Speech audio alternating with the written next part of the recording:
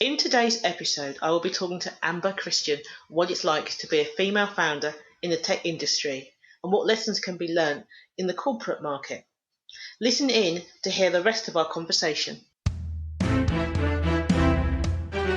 Before we begin our conversation, here is a quick shout out to the pathologically curious. Check out the Maverick Paradox magazine. It's a digital magazine written by Mavericks for business owners and professionals. You can find the magazine at themaverickparadox.com. The magazine's aim is to provoke maverick leadership everywhere. Welcome to the Maverick Paradox podcast, where we explore what it is to be a maverick and discover effective modes of leadership. I am Judith Germain, and my mission is to propel the maverick mindset into a world where character and integrity will ultimately have a higher premium than personality and bureaucracy. So thank you for joining me on this journey. If you would like to continue with me, then please subscribe to my podcast on iTunes, Stitcher, or one of the other popular podcast platforms. And today our guest is Amber Christian. Hi, Amber. Hi, good morning. Thank you for having me on the podcast. No worries. I'm looking forward to our conversation. Tell listeners something about yourself. Absolutely. So I'm Amber Christian. I'm based in Minneapolis, Minnesota in the States, if you hadn't already picked it up from the accent. So I'm the founder of a technology company called Wonderly Software Solutions. And I've actually spent the last 20 years in tech, which I'm sure is going to elicit some interesting conversations today. Yes, it is unusual to have a female founder that is still going. How long has your company been going for? This particular company has been going for 2.5 years, and we spent the last 2 years bringing a product to market. Prior to that, I had a services company for 6 years as well. So quite a few years that I've had my own businesses. So therefore, you know all that you can be known about running a business. I wish. I would say I know some, and I learn a lot day after day, right? Yeah. It's all a change, isn't it? Yes. So what's it like being a female in the tech industry? As a female in the tech industry, I've had to really find my space. You know, where is my place? Where is my role? And figure out how to claim that. And what does that look like? Because you have the dynamics at the one point of leadership, but we also see, and you've seen in the news and in articles, things that have come out, you also can't act like a man, you get punished for that, right? So there's a whole dynamic around leading as a female. And it took me a number of years in technology to figure out that my style is highly collaborative. It's a leadership style of conversation and thought, and then making decisions. So it takes a little while, but absolutely results in sound decisions that aren't flipping back and forth all the time, which is the good part of it. So I would say I've really grown into much more of that collaborative, quiet, sort of servant leader that you'll hear people talk about. That's my style. That sounds brilliant. Thanks for that, Amber. One of the things that you see on TV in the fictional side of things is that female founders, especially in the tech industry, are one, ignored, or two, have to flirt and be ultra feminine in a way that, if you're not in that industry, just seems scandalous. Is that true, or is that just Hollywood? In my experience, that's more Hollywood than reality. You. Now, then again, I haven't gone through a big VC fundraise or anything like that, with venture capital, so I can't really speak to that side of it. But yeah, I would not want to have to do that. It's one thing to have fun and to laugh, and I like to joke about things and be playful about things, but yeah, that not as much. And I haven't really experienced having to do that, to get attention. And really, it's a lot of it. What it's about is, are you finding the right allies and advocates that support and open doors for you, than it is about trying to be someone you're not. And so what I've really focused on is, how do you recognize allies and learn and get to know them, because they'll open the doors for you versus trying to open all them yourself. You won't get as far by trying to adopt a style or be something you're not. You're much better off finding and building ongoing relationships, conversations with allies, because they help open doors. And so that's how I've tackled that. That makes a lot of sense. I think that you might have some wisdom to share with the listeners around sort of female leadership, because I know that a lot of senior women can often struggle to step up into that senior role when they're the only female on the board or something like that. Mm-hmm. Yep. So what advice would you give? Mm-hmm. I think it's all about finding what is unique about you and what you bring to the table that everyone else doesn't. So if I were stepping into a board position, I'd take a look at what are all the roles and backgrounds of other people. What skills do I bring that are different? And when you analyze, you get analytical about it. That actually helps a lot to go, oh, okay, well, this person's background is marketing, this person's background is accounting. Well, for me, it's like, oh, okay, I bring a lot of technology knowledge and about how to build businesses from really small businesses, because that's what I've done. And so what I would suggest for most women is be a little analytical about it before you judge yourself, or before you say to yourself, oh, well, I wouldn't belong, or I wouldn't necessarily bring something. Really look at it and say, okay, what do these people do? And the other thing you can do as well is talk to the existing people on some of these boards and say, do you see gaps in our skills, or do you see gaps in what we could need to be a more well-rounded board? And you can also look at what skills you may bring to the table to make it more well-rounded. Because often people can say, oh, okay, well, I don't know what I'm going to bring, but just ask. You'd be surprised what people will tell you.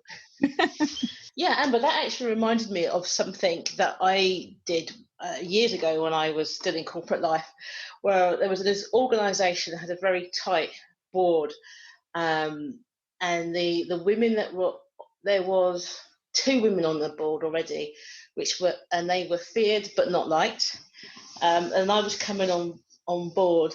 And what I decided to do, having seen the lay of the land and how things are working, I approached my equal on the opposite side of the business and asked if he would be my mentor. Mm-hmm. Yep. And he was really surprised. He was like, "Sorry, what?" And I was like, "Well, I just really think it'd be great because you know all this." He loved it. He then kind of became an ally, and it made it much easier to slide into that team and also to make effective change really, really quickly, because you had that backup, and that was very useful. Absolutely. And that's one of the biggest things to, in new organizations, or even as you rise in leadership, do not try to go it alone. You have to figure out where your allies are and the other people in the organization that think like you do. I mean, it's not that it's a battle, but it's also just about understanding who's philosophically aligned and how you can work together to accomplish more. It's really about how do you be a team, even within the overall organization, when you might not have formal team structures. And these kind of folks open doors and they facilitate things for you that's how you find all this hidden stuff. It comes from other people.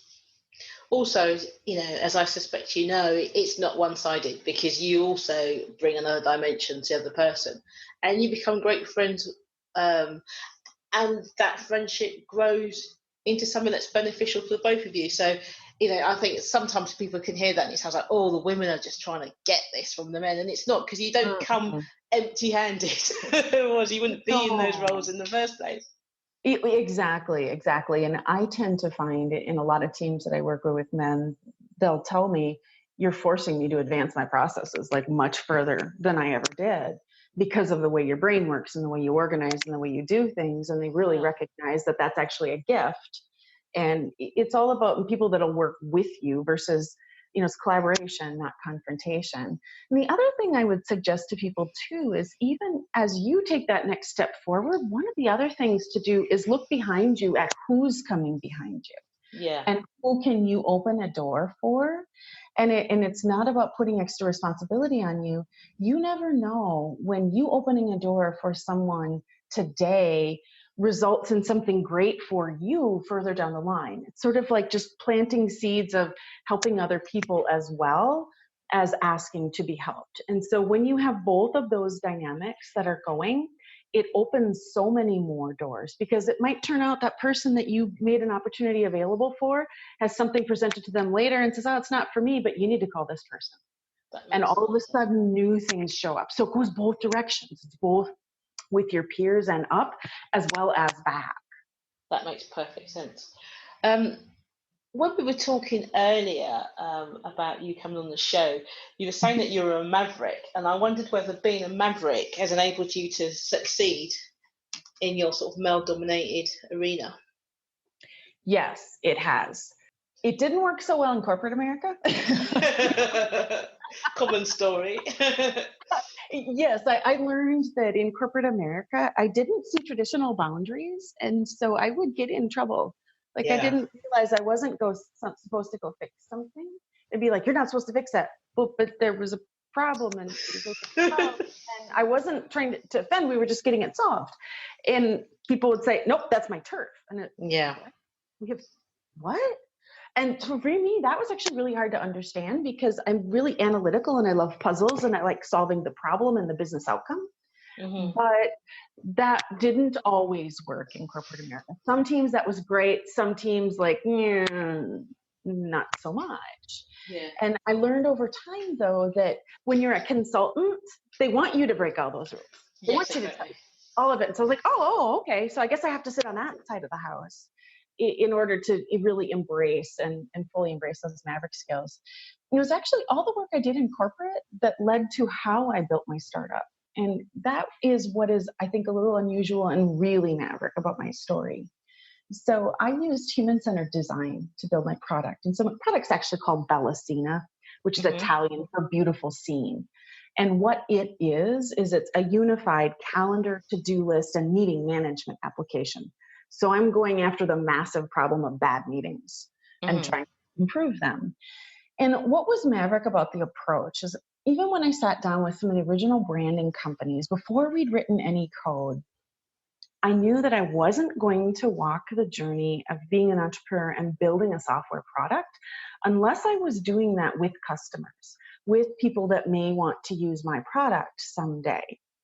And that it took me a year to actually know that was called human-centered design, and is a very non-traditional way of building software. So most people today build software. They're like, I have this great idea, and I go write all the code, and I go, hey, Judith, can you use this? Here's how you use this. Will you use this? And you're like, I didn't ask you to solve that. Whoa, that doesn't work like I think. I don't even have that problem, right? And so you end up in people trying to sell you stuff that maybe doesn't even work the way you think. Yeah. So what we did instead, using human-centered design, is said, hey, what problems are you having related to your meetings and time? And we really understood what the problems were before we proposed a solution. Then we came up with a solution, and then we replayed it back to them to say, is this solving the problems? And is this something you would buy, by the way, right? Otherwise, I don't want to. That's kind of important. Kind of important, yes. And then we kept iterating with people, because they would come back and say, yeah, I like those concepts, but boy, I don't like it like that. Oh, that's not going to work because this situation happens. So we were in this continual learning mode. And what we did is we wired our company to be in constant learning mode and constant customer conversation, which is very unique and different for a technology company. Usually it's about building it and then selling it and then changing it to work the way they want, not ask them what they want, build that, sell that, and find the markets. So very different process that we used. And that really did make me a maverick from the build process perspective. That makes an awful lot of sense, because I was thinking, when you was going through your process, I was thinking that's what a maverick does, like when they're consulting. So it's not, I've designed a product that I want to sell to you. It's like, just talk to me, tell me what's bothering you. And then you come up with something that fixes that specific issue. Because I know that some of the people that I've worked with, and they say, so you build something new each time. I'm like, yeah. Why do you do that? It's like, because it solves the problem that that person has. And they're like, can't you just do one standard product? It's like, you don't have one standard client, so no, not really. But it seems like it's a surprise when you go from that person back to solution, as opposed to solution looking for the right person. Absolutely. Absolutely. And I learned so much along the way that is showing up now that I'm in the market, and the comments that people make to me about the product. So we just launched in August, and it's out and available on the market. But I've had people give me this really interesting feedback. I had one person tell me, I said, the way you've laid this out, whichever version of me shows up that day, this works. Wow. I said, that's powerful. Yeah, I was like, elaborate. What does that mean? And because it was the way we did the layout and this to-do list and calendar, she goes, some days I'm really organized and I'm really planful and I lay out all the time and do all the time blocking with the to-dos, and it's great. And then other days I'm hanging on by my fingernails. I'm just trying to survive and I'm a hot mess. And it works great those days too, because it doesn't make me do it that way. And I thought,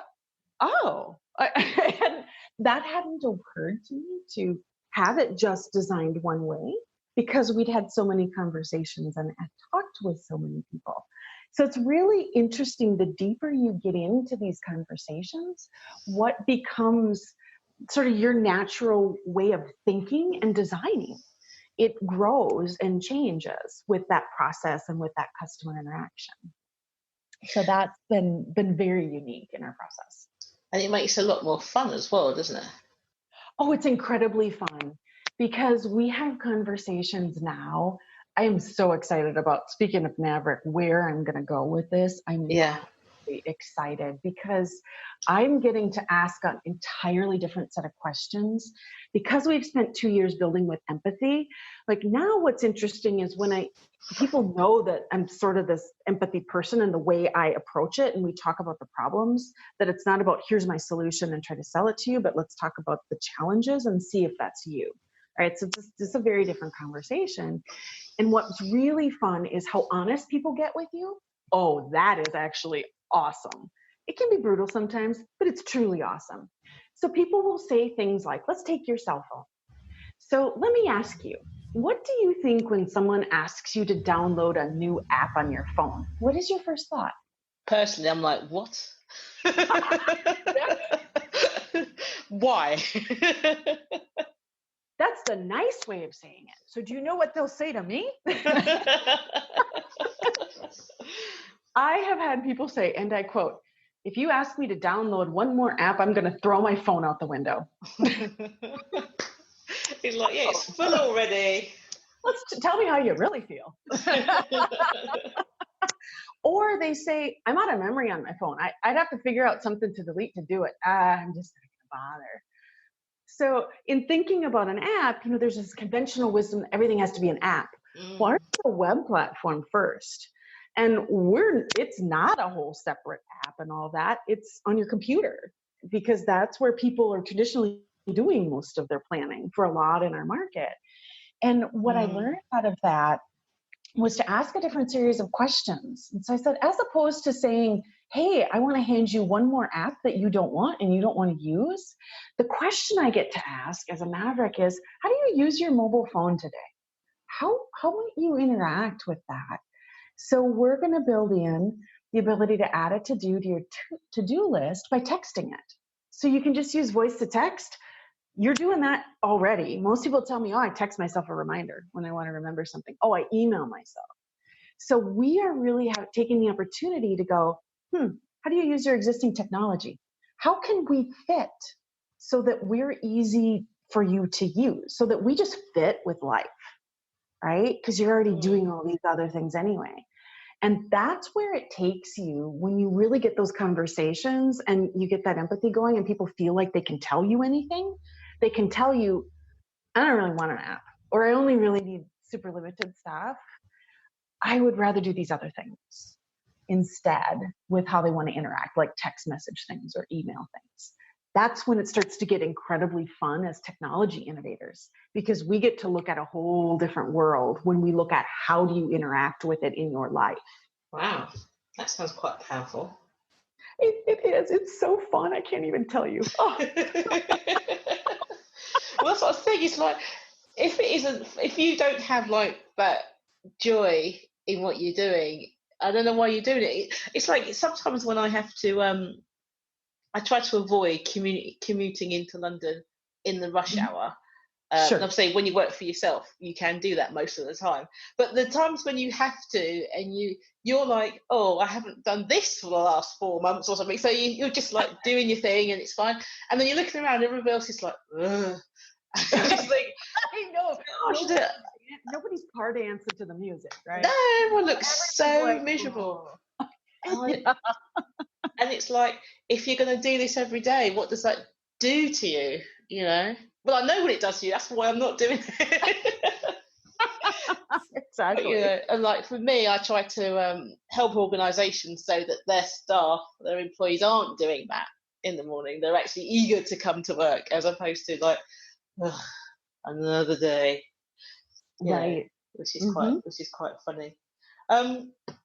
When I was looking at your website to look you up and find out more about you, one of the things that you said was that you make sure that people who don't have a voice have a voice.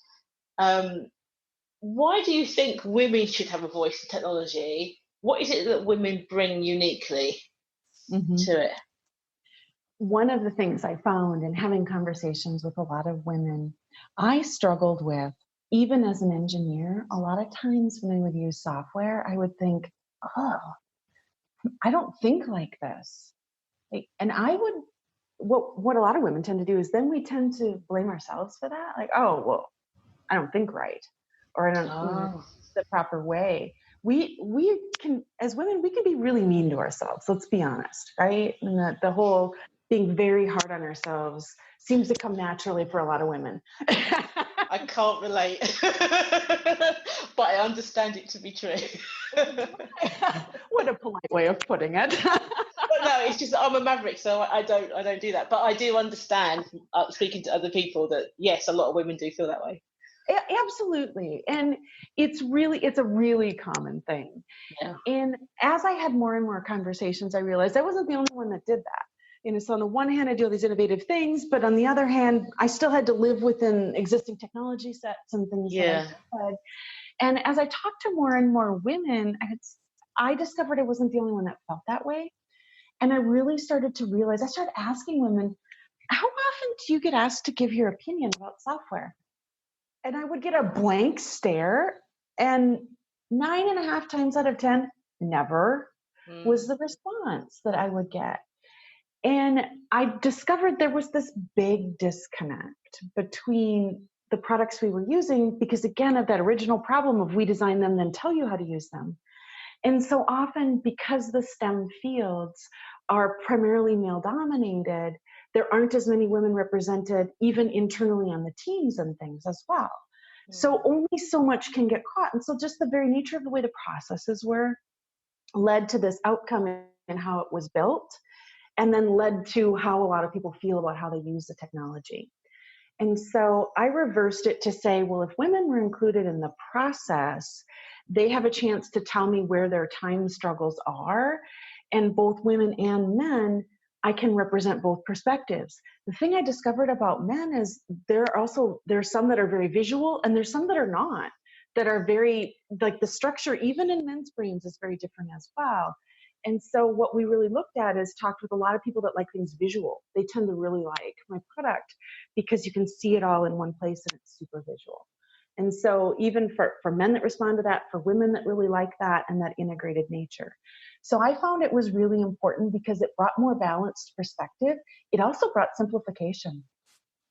The way that women approached some of the problems was really interesting in looking for simpler solutions that push the design envelope versus more complicated and engineered solutions. That was really interesting to me as well.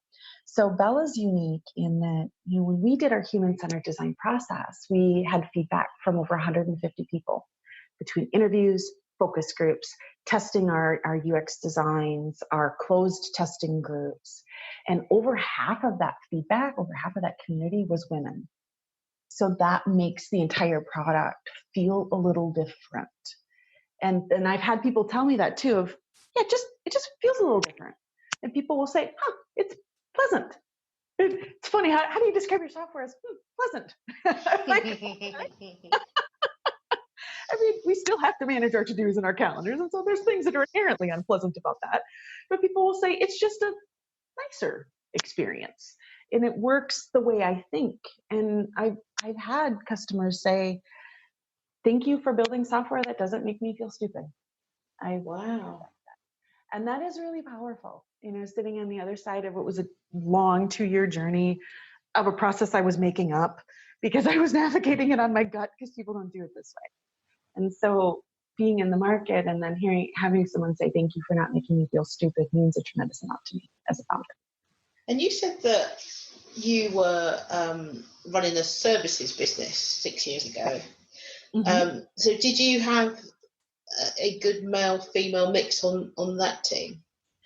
That team, I was the primary delivery person. So I didn't have a very big staff. I would just bring people in on projects if I needed them. Right. So that typically really depended on the project and who was hiring me. There was often a lot of times it was women in leadership positions that were hiring me for that work. Okay. Because I came from a technology background and it was something similar where people would say, I can ask you anything and I understand your response. And it was in business language, not all in technology language. Mm-hmm. So I actually tended to find a lot of times I was hired by women because somehow the way I explained and the way we related really worked and really clicked. And yet I was still delivering the technology side of those implementations. And that was all in the SAP industry, which for any of your listeners that have used the SAP products, they're a whole world unto themselves. Yeah. It's just like, why? And in fact, most of my career was spent in the SAP industry. And to be really fair, that is the industry that has paid to allow me to build Bella. That's how I could afford to build it. It's very well known, yeah. Yeah, I kept my services company because that allowed me to generate the revenue to build Bella out properly, right? Yeah. And this human-centered design process walked the journey I needed to walk in order to build it. Where if I didn't have that company, I may have had to make different choices. Hard to say. That's in hindsight. But for me, that was a nice balance and offset to let me think about building the company the way I wanted to build it to get it established. Okay, so what advice have you got for those that are in a corporate organisation who want to go out and run their own businesses? In a steady job, what's the best advice that you could give them? Yep. First thing I would tell you, start raising your profile now. Mm-hmm. So speaking engagements, writing, blogs, guest posts, work on improving your visibility even in your current role first. Because you will need a network way larger than you realize when you get out there. And that is, I even realized that when I started my services company 6 years ago, it's like I needed a network 3 times the size that I had, but I didn't know that until I got out in it, realizing just due to how varied project cycles were and budgets and all of these different things, I realized, wow, you don't have enough connections, Amber. Most of us don't have enough connections. And so what I would tell people is if you're thinking about starting that business and you're thinking, oh, in a few years I want to do it. Oh yeah. Now is when you start speaking at conferences. Now is when you start, having articles or things written about you or contributing content, learning all those skills you're going to need as a business owner, and you do it on your current employer's dime. That's what I tell you. It's a win for them too, because you're building new skills. But that's actually your starting point long before you put the business plan and you start that business, is the visibility and the connections that you will need later, like years from now. That's really good advice. And I think people think, oh, I have a really big network, but what they don't realise is that a lot of the people in your network are only in your network because of your current position and who you're working with. you know, Exactly. and when you leave them, they're like, who are you? You know? Yes, exactly. And all of a sudden you're not someone they're going to hire because you just came from that company. And not very often do they turn around and immediately then, hire you as a consultant. They're like, no, we were paying for you as an employee, right? So you Yeah. need a whole different set of people. And I would also tell you, reconnect with colleagues that have gone to other companies. Yes. Keep them close, right? Because they could be a source of business. They already know you, right? So Which is supposed to be a good thing.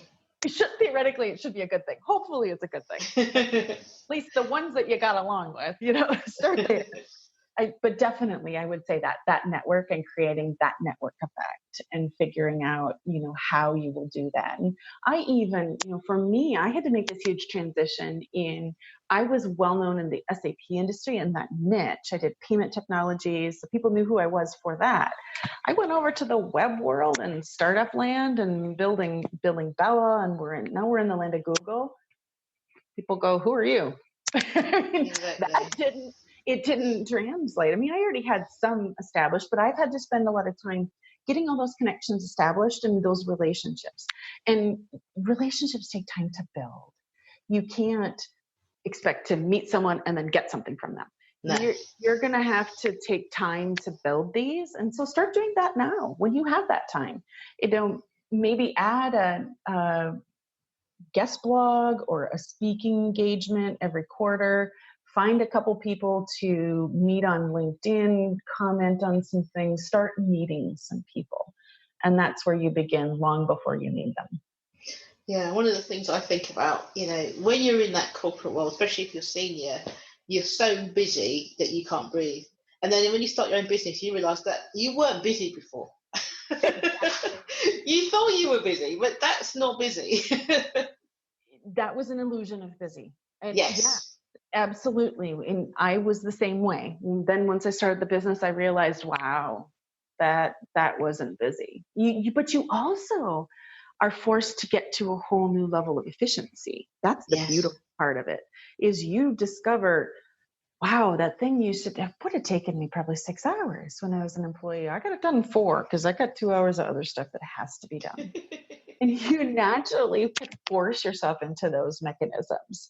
So yes, there is the illusion of busy, but if you really want that, you have to find the time and you have to start freeing up. And it doesn't have to be a lot. It can be 15, 20 minutes to kind of research and do these things. You don't have to, if you make it a huge thing, it will become oppressive. So start small, one little thing at a time. And I noticed that the payback for that is that if you do end up consulting and you go to an organisation, that you can see already how an organisation can be made efficient, because you can see what people are doing that is not really that effective. It just, because people tend to fit into the tram lines of things, don't they? Absolutely. And the other reason, as I talk about raising your profile and actually, having people be able to be a little more visible. So let's say whether that's PR and you get quotes in articles, or you have guest blog posts or other things, you never know when that prospective customer is researching you. Right? Or is researching your expert status. And so I'll share a true story from when I was doing the service implementations. I used to write blog posts about a variety of technical topics in the payments industry. Super nerdy, right? It is not like this is going to have huge high readership, but nobody was writing about how to solve some of these problems. So I started writing about it, and I was surprised by how many people were finding it just in my niche in the industry. And I was at my client one day and we were talking about some solutions, and one of the developers that I was working with came back and said, yeah, I was doing a bunch of Googling and searching around for XYZ problem that you were talking about. And I found an article online about it. And, oh, great. And he said, yeah, you know who the author was? Who? You. That's so funny. And he said, and I realized nobody's talking about this. We're one of the few people talking about it. Oh, yeah, you really are an expert. So it's interesting. You never know how that stuff will work out for you later. I mean, I certainly didn't write it with the intention that 2 years later some client would find it. I wrote it to be helpful. I wrote it to represent a point of view at the particular time. but it helps establish you in other ways. Or people would find me because I wrote an article. And they're like, I really liked your style and the thought process you used. Can we talk? Oh, sure, absolutely. There's people are researching, right? You think about it, especially with your own company. I think here in the States, it's something like 65 to 70% of consumers are out doing a whole lot of homework researching online before they ever make a purchasing decision. So you will need them to be able to find you, whether it's things you've written, your website, etc. And so that's a reason to just sort of gently start out doing some of these things. Brilliant. That's really good advice. I think it's probably a good place to stop, if you don't mind. No worries. That sounds wonderful. Well, thanks for having the conversation. It was really interesting. Lots of giggles and laughter. I hope people can understand what we were saying between all the laughing. Will you come back again? Of course I will come back again. This was wonderful. I love talking about being a Maverick. It's a lot of fun for me too. Excellent. That's brilliant. Thank you so much. Thank you. I hope you have enjoyed listening to our conversation with Amber as much as I enjoyed having and would love to find out more about the Maverick Paradox, then please subscribe to this podcast on one of the popular podcast platforms. Alternatively, you could explore our resources on Mavericks at maverickparadox.com or read the Maverick Paradox magazine. We publish frequently each week. If you subscribe, you will get our monthly newsletter. And let's not forget my book, The Maverick Paradox, The Secret Power Behind Successful Leaders. For those that love a good discussion, you could apply to join our exclusive Facebook group. And finally, if you would like to work with us or just interested in finding out more about the Maverick at work, check out our website maverickparadox.co.uk.